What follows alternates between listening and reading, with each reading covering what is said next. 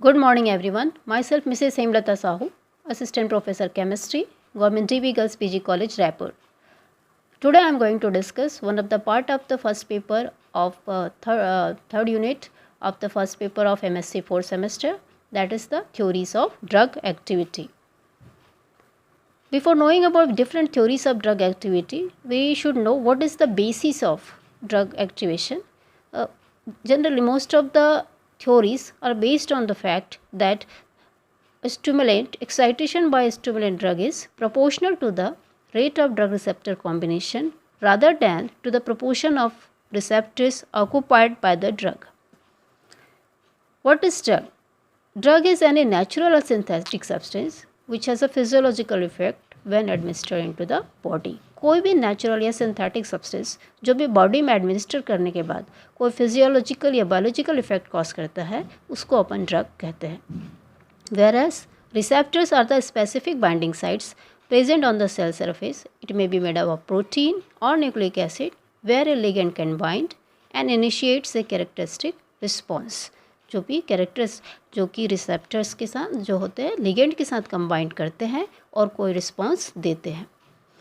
Basically we can classify ligands into two types, agonist type and antagonist type. Agonist type of ligands are those ligands which combines with the receptors and causing activation resulting in a proper response. Whereas antagonist type of ligands are those ligands which combines with the receptors and suppresses its activity and there is no activation and no response. This is the graph between concentration of the ligand and response. Full agonist type of drugs are those drugs which combines with the receptors and give 100% activation or response. Partial agonist type of drugs are those drugs which combines with the receptors but do not give 100% response. It may be 50%, it may be 60%. Neutral antagonists are those type of ligands which combine with the receptor but do not have any kind of response.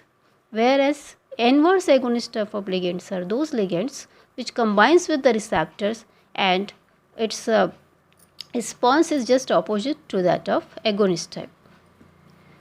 Now, before theories of drug activity, although there is no single uniform theory that can explain the activity of drugs, therefore from time to time several theories have been proposed to explain the activity of drugs.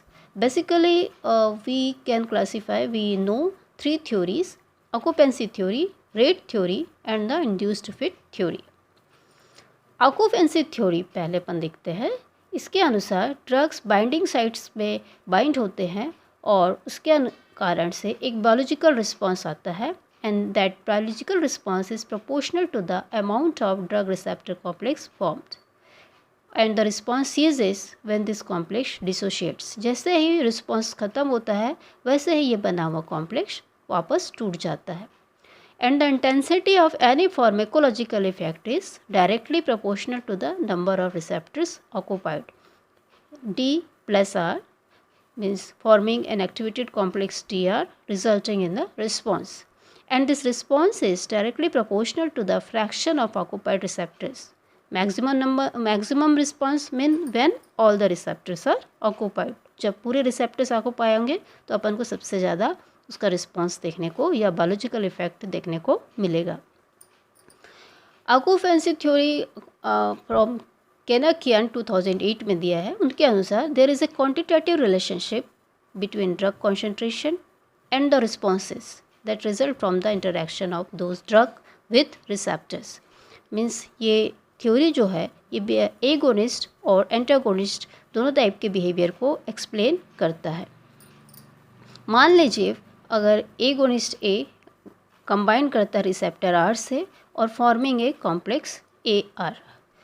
ये इस slide में अपन देख सकते हैं किस प्रकार से एक ड्रग रिसेप्टर के साथ कंबाइन करता है और ड्रग रिसेप्टर कॉम्प्लेक्स बनाता है जिसके कारण से अपन को बायोलॉजिकल इफेक्ट देखने को मिलता है. मान लीजिए अपन इसकी काइनेटिक्स को देखते हैं. माना कि इक्विलिब्रियम एसोसिएशन कांस्टेंट के ए मतलब A is combining with R and forming AR. तो इनका जो एसोसिएशन कांस्टेंट है इट इज़ अ के small A, and this K small a, it is the ratio of occupied receptor concentration to the product of agonist concentration and unoccupied receptor concentration. It is the association constant, हमको confuse नहीं करना है dissociation constant से। और मान लीजिए कि occupied केवल अपन मानते हैं कि when only occupied receptors he response देते हैं तो the magnitude of the response can be expressed as a fraction of occupied receptors. मतलब अगर 50% रिसेप्टर्स ऑक्यूपाई होंगे तो उसका जो रिस्पॉन्स होगा 50% ही होगा। ये K A it is equal to concentration of A R divided by concentration of A into concentration of R. Response it is the ratio of concentration of occupied receptors divided by total number of receptors, that is equal to concentration of AR divided by concentration of R plus concentration of AR, means concentration of AR divided by RT means R total. So if the concentration of unoccupied receptors can be expressed as R, then it is equal to concentration of AR divided by concentration of A into K small a. Then the above equation can be rewritten as response is equal to concentration of A divided by concentration of A plus 1 by K small a. It can be rewritten as concentration of A divided by concentration of A plus K capital A. Here K capital A is more useful because replacing K small a, because it has units of concentration. And we generally studies the responses according as per means concentration against response. Evolution of occupancy theory. There were several distinct evolutionary steps in the development of occupancy theory, each of which modified the concept to explain the differences between the model and the observed results of experiments. And ये graph केनाकिन के द्वारा 2008 में दिया गया। बहुत सारे evolutionary steps हैं occupancy theory को, सभी ने अलग अलग मॉडिफाई किया क्योंकि उनके द्वारा जो रिजल्ट्स मिलते हैं और वो जो वास्तव में दिया गया मॉडल है उसमें कुछ डिफरेंसेस आते हैं। पहला वाला जो ग्राफ है क्लार्क के द्वारा दिया गया है, दूसरा एयंस के द्वारा, and third one it is given by Stephenson. Clarks occupancy theory 1934 में दिया गया और it explain the relationship between dose and response as a linear relationship. The maximal response to the drug is equal to the maximal tissue response. It explain the behavior of full agonist type का। ये वाला theory full agonist type के behaviour को अच्छे तरीके से explain करता है और इसके अनुसार जो रिस्पॉन्स है और जो कॉन्सेंट्रेशन है उनके बीच में एक लीनियर रिलेशनशिप होता है। उसके बाद है Ariens modification of the occupancy theory जो 1954 में दिया गया। The maximal drug response is not equal to the maximal tissue response, means it permits the existence of partial agonist drugs. This was done by using the modifier alpha, जिसको उन्होंने बोला intrinsic activity. या और जो full agonist type की drugs होते हैं उनका जो इंट्रिंसिक एक्टिविटी अल्फ़ा है इट इज़ इक्वल टू 1, और यदि उसका वैल्यू 50% है या उसका रिस्पॉन्स तो इसका अल्फ़ा वैल्यू 0.5 होगा। इसके बाद अपन थर्ड जो ग्राफ देखा वो था Stephenson's modification of the occupancy theory जो 1956 में दिया गया। उसके अनुसार ही added the concept of stimulus and efficacy, मतलब the agonist drug stimulates the system and produces a response and there may be a non linear relationship between the two. इन दोनों के बीच में नॉन लीनियर रिलेशनशिप हो सकता है। The tissue response to receptor activation could therefore be dissociated completely from the binding of agonist to receptor. यहाँ पर उन्होंने इंट्रिंसिक एफिकेसी का फैक्टर लाया and it was defined as the unit stimulus per occupied receptor. So total efficacy E is equal to intrinsic efficacy into R total और total number of receptors. इसके बाद हम देखते हैं rate theory. According to this theory, the response is proportional to the rate of drug receptor complex formation. Activation of receptor is proportional to the total number of encounters of a drug with its receptor. मतलब ये जो theory है drug के receptor के साथ जो combination है उसके रेट पे डिपेंड करता है। जितने जल्दी मतलब जितनी जल्दी ये ड्रग और रिसेप्टर्स के बीच में इनकाउंटर्स होते हैं उतनी जल्दी इनके बीच में कॉम्प्लेक्स फॉर्म होता है और उतनी जल्दी अपन को रिस्पॉन्स देखने को मिलता है। तो according to this view the duration of receptor occupation determines कि whether a molecule is agonist type और it is a partial agonist type. इनकी कॉम्बिनेशन का जो ड्यूरेशन है यह डिसाइड करता है कि ये एगोनिस्ट टाइप है कि पार्शियल एगोनिस्ट। इसके बाद जो थ्योरी आई that is the induced fit theory. According to this theory binding produces a mutual plastic moulding of both the ligand and the receptor as a dynamic process.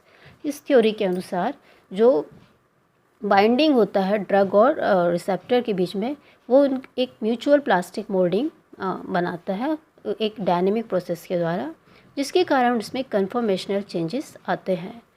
और जो conformational changes produced by the mutually induced fit in the receptor macromolecule is then translated into the biological effect.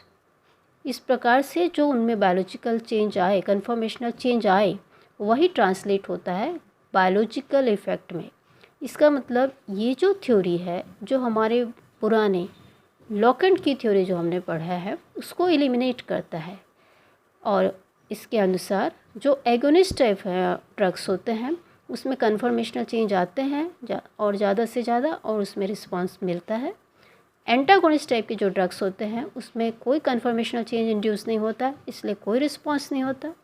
और जो partial agonist type के drugs होते हैं क्योंकि वो partial conformational change लाते हैं इसलिए उसमें पार्शियल रिस्पांस देखने को मिलता है। ड्रग थ्योरीज को जानने के अलावा अपन को ये जानना ज़रूरी है कि फार्मेकोकाइनेटिक्स और फार्मेकोडायनेमिक्स क्या होता है। Pharmacokinetics refers to the movement of drugs through the body, whereas pharmacodynamics refers to the body's biological response to the drug. यहाँ देख सकते हैं अपन इस स्लाइड में फार्मेकोकाइनेटिक किस तरीके से ड्रग डोजेस लिया जाता है, देन एब्जॉर्प्शन, फिर डिस्ट्रीब्यूशन, मेटाबॉलिज्म एंड एलिमिनेशन। उसी प्रकार से नीचे अपन फार्मेकोडायनेमिक्स देख रहे हैं। Concentration at the site of action and mechanism, then it's a therapeutic as well as side effects. Pharmacokinetics को इस ह्यूमन बीइंग के देख सकते हैं कि it is the principle of ADME means absorption, distribution, metabolism and elimination. जैसे एक medicine किस तरीके से लिया जा रहा है, उसके बाद how it is absorbed, then how it is distributed throughout the body, then how it is metabolised, then finally it is excreted. Pharmacokinetics, that is basically it involves the 4 process and it is the study of movement of drug in body and it describes the drug's absorption, distribution and drug elimination. इसमें जो 4 process हैं absorption, drug distribution, metabolism और drug का elimination. इसको fundamental pathway drug movement और its modification in the body को हम slide से देख सकते हैं। Drug at the side of administration, then drug in the plasma and finally drug and metabolites in urine, faeces और बॉइल्स। या फिर जो ड्रग इन द प्लाज्मा है it is distributed, then metabolism, then it is eliminated. अपन देखते हैं कि what are the factors that influence the absorption. कुछ factors which are related to the patient. पहला तो है कि what is the route of administration, किस रूट से उसका एडमिनिस्ट्रेशन है। कभी कभी ओरली एडमिनिस्टर होता है तो कभी कभी थ्रू स्किन होता है, इस प्रकार से। उसके बाद है area and vascularity of absorbing surface. जो एब्जॉर्बिंग सरफेस का जो एरिया है उसके अलावा उसका जो ब्लड सप्लाई है वो भी इसको प्रभावित करता है। इसके अलावा स्टेट ऑफ एब्जॉर्बिंग सरफेस, जो एब्जॉर्बिंग सरफेस है उसका स्टेट, और उसके बाद वहाँ पर जनरल रेट ऑफ सर्कुलेशन, और इसके अलावा अगर बॉडी में कोई अदर ड्रग्स तो प्रेजेंट नहीं है या कोई अदर स्पेसिफिक फैक्टर तो नहीं हम जो इस ड्रग को जिसके कुछ साइड इफ़ेक्ट्स हों या इस ड्रग की एक्टिविटी को इन्हेंस कर रहा है या उसको सप्रेस कर रहा है। Now the what are the modes of absorption. पहला तो ये हो सकता है passive diffusion, means passive diffusion it is totally dependent upon concentration, मतलब from higher concentration to the lower concentration. Second, it can be done by facilitated diffusion, and this type of diffusion requires carrier molecules because it can happen against the concentration. Third type of absorption is the active transport possible against concentration gradient, means because some transporters are present in our plasma membrane, it may be a protein molecules or any other, and the energy required for this it is obtained by the hydrolysis of ATP. And the fourth mode of absorption is endocytosis as well as exocytosis. Now the distribution of drug, it is the movement of drug from the central compartment to peripheral compartments. For this, the concentration gradient is the main driving force for the movement from plasma to tissues. And basically distribution of drug depends upon ionization, how easily it ionizes, its molecular size, and whether it combines with binding to plasma proteins, and the differences in regional blood flow and presence of tissue specific transporters. These are the factors which influence the distribution of drug. Now, what are the factors that influence the metabolism? First, drug itself. Drug का जो nature है वो भी metabolism को प्रभावित करता है। इसके अलावा genetic variation, nutritional state, doses भी ड्रग मेटाबॉलिज्म को बहुत प्रभावित करते हैं। And the last that is age also very important factor. Age factor important है कि उसके मेटाबॉलिज्म के लिए।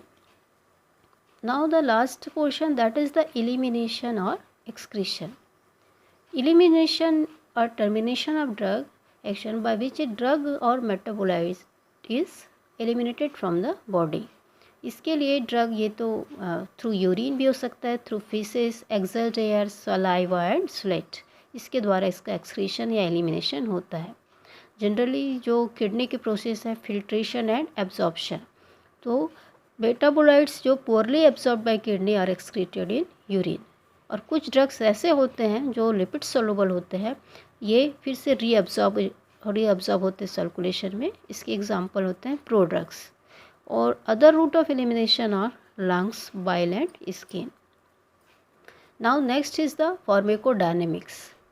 तो ड्रग एक्शन के pharmacodynamics, there are 4 major types of bio macromolecular targets of drug action. These are enzyme, transmembrane ion channel from second diagram, and membrane bound transporter. कुछ membrane में कुछ ट्रांसपोर्टर होते हैं जो इस ड्रग को अपने साथ बाइंड करके अंदर तक पहुंचाते हैं। उसके अलावा सम देन रिसेप्टर्स, जहाँ पे जाके ड्रग या ड्रग्स जो होते हैं या लिगेंड्स जो होते हैं कंबाइंड होते हैं और वो अपना इफेक्ट दिखाते हैं।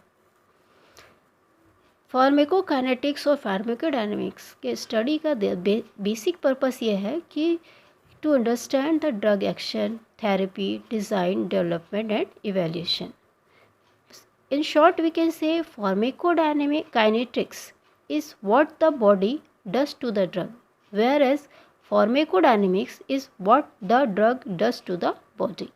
Means इसके थेरेप्यूटिक इफेक्ट हो, चाहे वो साइड इफ़ेक्ट्स हो, चाहे उसकी ड्रग एक्शंस हो। आज की क्लास में हमने देखा कि what is drug, what is receptor, and what are the theories about the drug action, and what is pharmacokinetics and pharmacodynamics. So I expect you have understood about theories of drug activity. Thank you.